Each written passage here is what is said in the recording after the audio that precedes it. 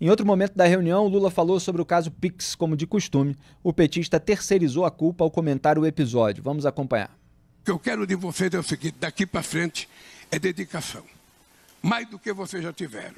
Daqui para frente, nenhum ministro vai poder fazer portaria que depois crie confusão para nós, sem que essa portaria passe pela presidência da República através da Casa Civil. Muitas vezes a gente pensa que não é nada, mas alguém faz uma portaria, alguém faz um negócio qualquer, daqui a pouco arrebenta e vem cair na presidência da República.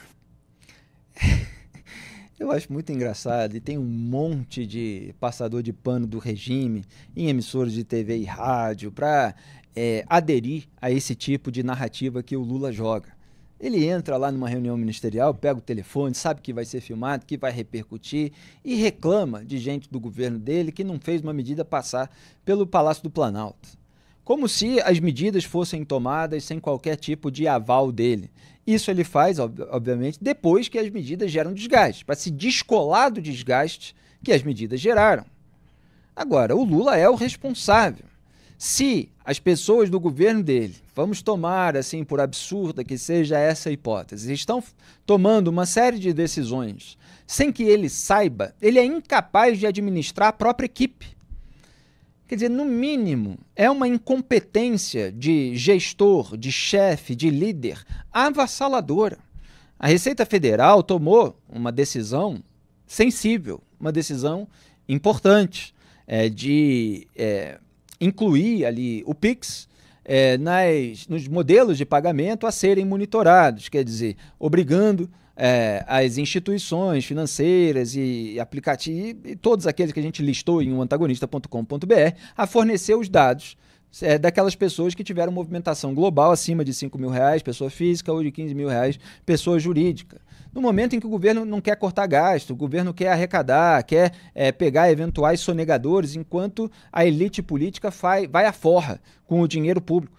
E agora o Lula, Duda Teixeira, ele faz toda essa cena justamente para que fique na cabeça das pessoas que ele não tem culpa de nada. Afinal, é o padrão do Lula desde o mensalão que estourou em 2004, 2005.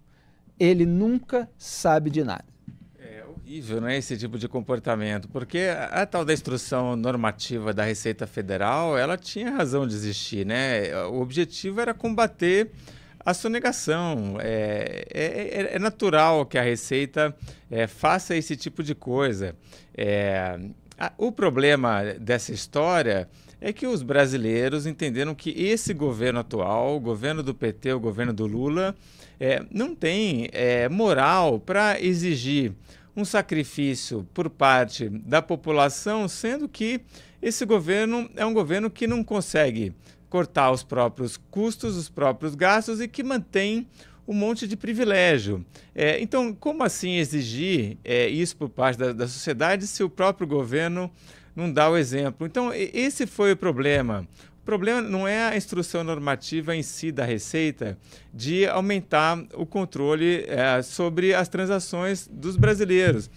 O Lula, ele deveria, se fosse um chefe correto, ele assumiria, né? Olha, a gente precisa combater a sonegação no Brasil, né? Se tem pessoas que não estão pagando os impostos, as que estão pagando mais do que deveriam, né? Também o Lula poderia falar isso, mas não. Sempre acaba achando a solução mais fácil, e a solução mais fácil é dizer, olha, não tem nada a ver com isso daí, é culpa do Haddad, é culpa do Barreirinhas, nem me avisaram, né? Olha só, gente, próxima vez vai ter puxão de orelha. É um jogo de cena tão ridículo. E assim, é contrastante, é paradoxal o conjunto de alegações e narrativas que o governo Lula espalhou ao longo de toda essa polêmica. Quer dizer, se a culpa é das fake news, é só você ver, eles culpam as fake news, aí depois o Lula vai e culpa a equipe dele que fez isso, aí depois recua da medida que eles estavam dizendo que é certa. Então, peraí, se é certa, por que vai recuar? Porque as fake news geraram um desgaste? Então está preocupado com a popularidade e o desgaste, não com fazer aquilo que é certo enquanto está no poder? Quer dizer, por onde quer que você olhe, sob qualquer ponto de vista, é tudo gente enrolando, transferindo responsabilidade, criando narrativa para tentar se proteger, e só confirma que a única preocupação é eleitoral, não é com o país.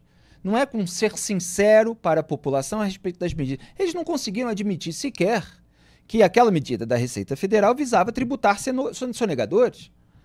Quer dizer, a imprensa chapa branca precisou de uma semana para reconhecer no ar que, olha, não era uma taxação direta do PIX.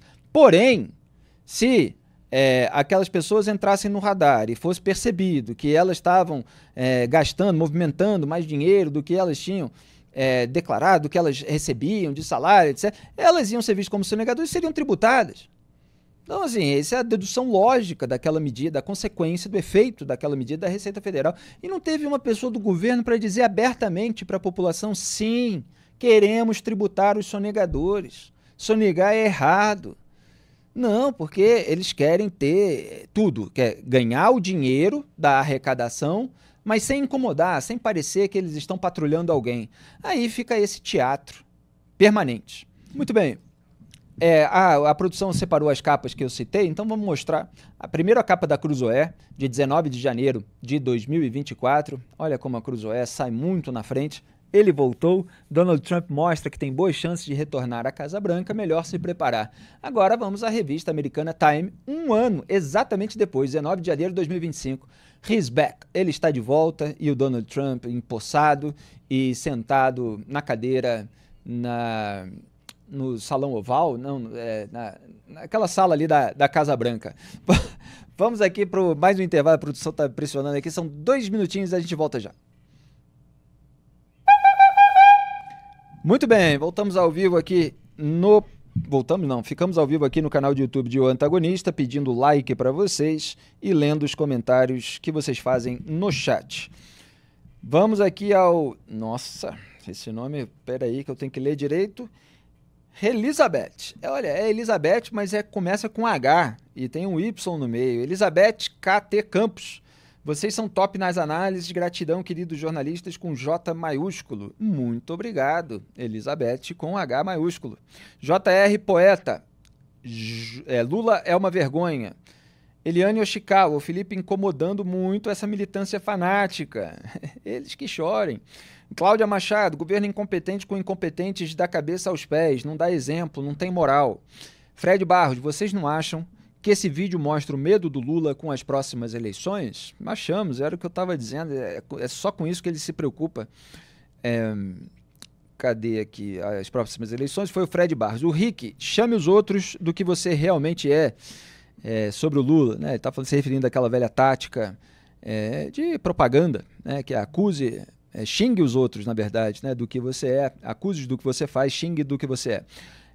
Maria fala, piada pronta, ô homem, sobre o Lula. Francisco Edson Almeida dos Santos bota vários emojis assim, tapando a cara diante da fala do Lula. Zé Ribeiro não tá nem aí pra democracia, se referindo ao Lula.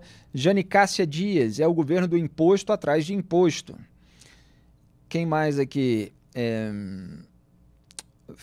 Rick já foi, Marias, Elis Godoy, maravilha poder chegar em casa e assistir ao papo na TV, bota uma mãozinha colada na outra, um coraçãozinho, obrigado Elis. Mari Vadalá, nossa, a música do vídeo do jantar do Trump parece música usada naquelas propagandas do Médicos Sem Fronteiras.